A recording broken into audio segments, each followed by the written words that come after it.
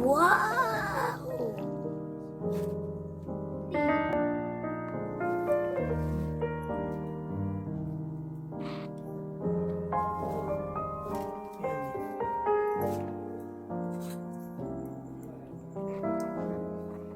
प्याज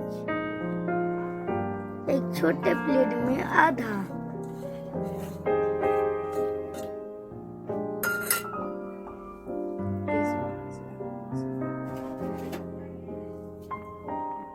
मसाला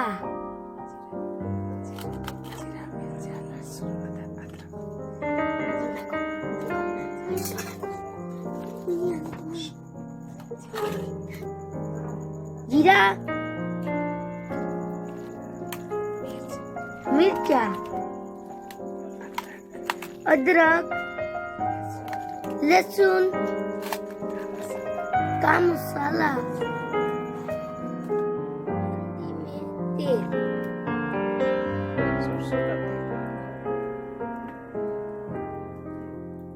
आप चाहे तो अपने हिसाब से भी डाल सकते हैं।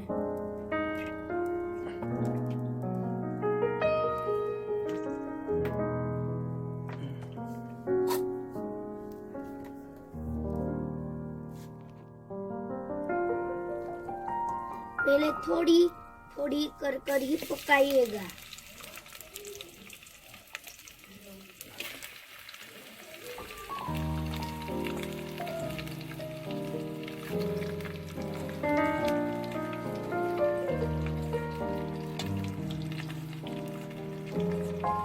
आप गैस पर बना रहे हैं तो मीडियम पर ही रखेगा।